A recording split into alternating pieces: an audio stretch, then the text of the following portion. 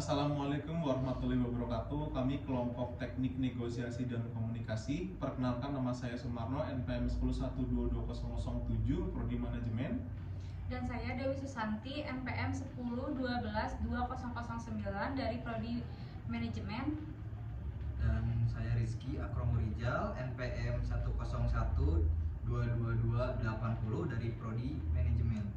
Dan saya Nabila Dwi Putri Gunawan, NPM 101122193 dari Prodi Manajemen 1. Nama saya Miki Daristian, NPM 10-222-030, Prodi Akuntansi. Saat ini kami sedang berada di rumah produksi busana baju gamis Comera Fashion, dan kami saat ini sedang berada bersama Bapak Wahyu selaku owner dari Comera Fashion. Selamat malam Pak Wahyu. Terima kasih ya sudah mengizinkan kami untuk datang ke rumah Bapak, dan maaf kami mengganggu ya. Udah berapa lama sih si Comera Fashion ini berdiri? Comera Fashion itu berdiri udah lama banget, soalnya dari keturunan generasi pertamanya si bapak itu tuh dari 1985. Wih, keren. Sampai hari ini ya? Sampai hari ini masih, alhamdulillah masih diizinkan untuk masih berjalan. Oke, keren. Awal mulanya apa sih motivasi atau tujuan pertama dibukanya ini apa? Ya pasti mah nyari duit sih. Iya rasanya ya, intinya masih teman-teman ya berawal dari, kalau sejarah dulunya tuh, jadi si ayah saya itu awalnya karena dia pria saudara paling tua, jadi berpikirkan gimana caranya untuk menafkahi keluarganya karena agak cepat ditinggal kakek juga gitu. Jadi ya dulunya kan di Padang, tapi awalnya pada merantau ke Bandung, nah membangunlah awal ini. Niatnya nyari duit ngapain? Oh dagang aja. Dagangnya dagang apa? Dagang apa aja. Kebenaran emang senang ngedesain baju juga gitu. Baik, hebat.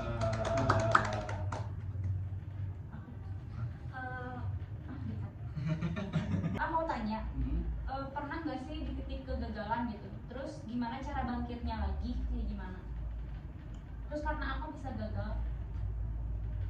Titik kegagalan sering sih. Tapi ada salah satu sih yang emang kerasa benar-benar wah ini down banget sih. Jadi kayak waktu pertama membuka online tuh, jadi kan nggak bisa dipungkiri zaman sekarang kan sudah terdistrupsi oleh teknologi. Jadi kalau pelaku bisnis UMKM besar sampai kecil pun gitu, kalau nggak manfaatin teknologi, wah itu sayang banget. Nah dulu itu pernah waktu mengawali buka online, 2 bulan pertama penjualan cuma satu. Dan itu saya karena yang awalnya awam banget, jadi ini salahnya apa gitu. Belum tahu. Udah segala dicoba ini lihat materi-materi yang ada di internet, nyobain semua tips yang ada dan trik yang ada, wah balik gitu. Tapi alhamdulillah pas dari situ ya bermodal karena penasaran banget sih, kok orang bisa kenapa saya enggak ya gitu. Ngebangun sebuah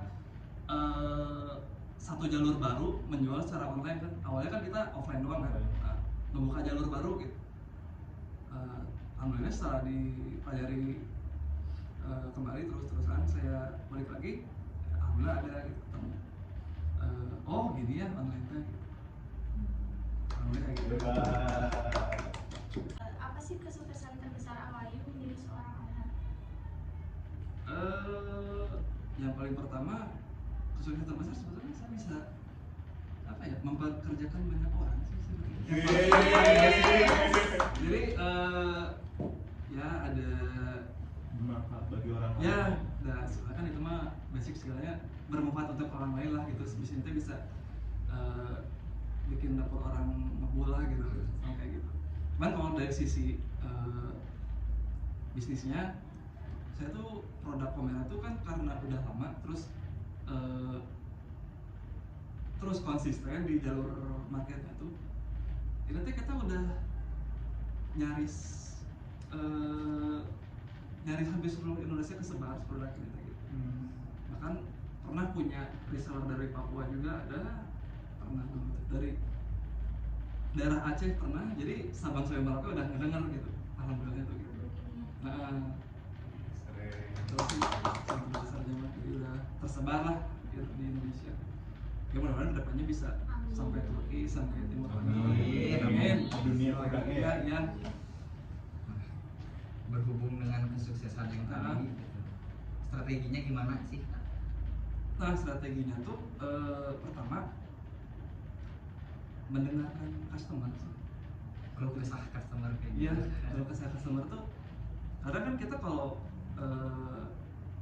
yang namanya kita belajar ya, kadang kata customer tuh, wah barang rumah jelek, oh jahitannya apalah gitu. Itu tuh sebetulnya kalau kita hanya terlalu baper tuh, gitu. Paling itu kunci sebetulnya. Kalau kita mikirnya positif, oh salah saya di sini ya, ya enak kan dikasih tahu kita salahnya di mana gitu. Dari review orang tuh positifnya dari sebuah negatif review kita terus di perbaiki dan pada akhirnya customer pertama udah suka kesananya, dijaga kualitasnya gitu. Ya kan kalau di fashion tuh lebih ke saya produk baru, dia belum kenal sama kita, tapi kalau dia mau nyoba, sekalinya nyoba kita tuh maksimalin gitu. Pas udah kalau dimaksimalin kan kemungkinan dia untuk senang besar kan. Dia udah senang mah ntar kita ada produk baru teh gampang, dia you trust with customer-nya benar-benar dimaksimalin gitu. Keren. Tips dan trik bisa bertahan dari awal mula buka usaha sampai sekarang. Yang pasti mah belajarlah cara belajar ya, soalnya apalagi zaman sekarang mah perkembangan teknologi cepat ya kan. Kalau kebetulan sekarang kan kita lagi ngegemborin online ya, jadi kan yang namanya yang saya pakai yang barusan di itu kan, kalau kita nggak manfaatin teknologi itu wah blunder parah gitu kan, mau usaha apapun gitu. Jadi nah untuk mengikuti teknologi kan perlu belajar gitu. Nah saya juga terus belajar gitu, nggak ada ujungnya gitu gimana caranya. Nah setelah itu basicnya belajar lah, apa yang baru pelajari, karena belum tentu yang sekarang kita kerjain itu 6 bulan atau periode berikutnya tuh masih berlaku cara ini. Siapa tahu mungkin tahun depan ada ternyata online sekarang caranya kayak gini. Kalau kita nggak ngikutin kita ketinggalan. Itulah kenapa harus basicnya dari belajar, cara belajar, mau ngulik lah gitu. Nah terus kalau dari sisi market saya sendiri, strateginya ya kita ngikutin ada dua sih. Pertama kita ketahui apa sih tren yang lagi jalan sekarang gitu, apa sih yang jadi demand dari sebuah market ini. Kan market saya itu lebih ke wanita dewasa ya. Nah, setelah itu cuman di sisi lain kita tetap pakemin si ciri khas kita. Kalau saya mah kan aplikasi bordir ya, jadi bolehlah trennya apa, tapi kita tetap nyisipin brand identity kita apa gitu. Biar orang tuh kayak gini, misalnya lihat produk kita sekilas tuh, oh ini mah Pomera gitu doang gitu. Ciri khas gitu. Ya, jadi biar, karena pada akhirnya kami percaya brand itu aset yang gak ada nilainya gitu, mahal banget. Itu harus pupuknya harus konsisten itu tiap hari. Bagaimana sih membangun relasi antara owner sama customer? Cara membangun relasi, pertama dengarkan dia kebutuhannya apa, sama itu. Mengerti pasangan. Ya, terus pahami bahasa mereka. Jadi contohnya gini, misalnya saya walaupun cowok pernah nyobain jadi CS juga. Jadi saya ngechat kayak cewek aja gitu, biar dia nyaman juga gitu. Jadi gimana sih caranya memahami ideal market saya tuh karakternya kayak gini. Si ideal market ini tuh senangnya sama orang yang bicaranya mirip, ya mungkin kayak ibu-ibunya lah gitu. Ya saya karakternya kayak ibu-ibu aja, walaupun saya cowok gitu. Ya gitu lah katanya. Jadi saya terapin ke kan Dewi pernah nih ke karyawan saya gitu. Oke, boleh kamu di WA pribadi jutek, tapi benar pakai HP admin mah harus kayak gini. Harus mengayomi mereka gitu. Terus karakternya kamu yang mendekati ke kawanan, maksudnya ke teman-temannya dia gitu. Jadi kan ntar berasa ngobrol sama teman sendiri. Kalau udah gitu kan tercipta sebuah kenyamanan. Jadi mudah kita mensugesti, ini loh barang tuh kita kayak gini. Jadi mulai dari gitu. Yang terakhir, tips buat kita anak-anak muda nih dalam berusaha dalam proses menjadi pengusaha seperti apa? Menurut A nih ya, apa sih motivasi yang A bisa berikan kepada kami nih selaku anak muda dalam memulai sebuah usaha? Motivasi yang bisa bikin kalian men-trigger untuk bersemangat dalam membangun usaha. Kalau saya pribadi ya, data orang lain, saya mah ingin jadi manusia bermanfaat itu aja. Kalau saya mah secara basic ya, soalnya kalau saya prinsipnya kalau sekiranya belum bisa bermanfaat mah jangan merugikan orang lain. Tapi sebisa mungkin kamu teh hidup teh bermanfaat untuk orang lain gitu. Dan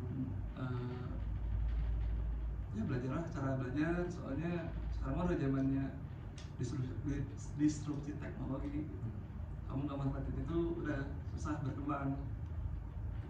Mulai dari pembangunan branding, sosial media, itu marketplace, aplikasi message chatting, itu kalau dimanfaatin bisa di sinkron, di sinergiin, itu bisa jadi sebuah bisnis flow yang sehat. Jadi awalnya dengan saya apa sih sekarang yang lagi kami saya harus pelajari. Tapi itu saya juga punya keinginan, saya juga ingin jadi manusia bermanfaat gitu, biar itu aja. Saya modalnya kalau sebenarnya gitu sih, modal untuk saya semangat tiap hari walaupun jatuh bangun gimana, wah kasihan karyawan, wah kasihan belajar gitu. Tapi ikhtiar juga tetap dibarengi dengan belajar itu. Soalnya percuma kalau kita cuma apa ya, memang terlihat kasarnya. Jadi gini, sebetulnya sekarang udah masuk ke zaman yang bekerja yang agak keras tuh bisa dikikis dengan bekerja cerdas, dengan manfaatin teknologi ini. Soalnya banyak pemanfaatan teknologi yang bisa mempercepat efektif dan efisiensi kerja. Yang kalau kita nggak tahu. Hebat. Banyak sekali Indonesia ya, kalau motivasi buat kaula muda yang mau merintis atau ada cita-cita lalu gitu. Ya itu aja buat kami. Terima kasih Pak Wahyu. Ya, sama-sama. Informasinya, motivasi buat kami. Demikianlah perbincangan singkat kami bersama Wahyu selaku owner dari Comera Fashion. Semoga bermanfaat dan juga menjadi motivasi buat kita sebagai kaula muda dalam berwirausaha. Sekian dan terima kasih. Wassalamualaikum warahmatullahi wabarakatuh.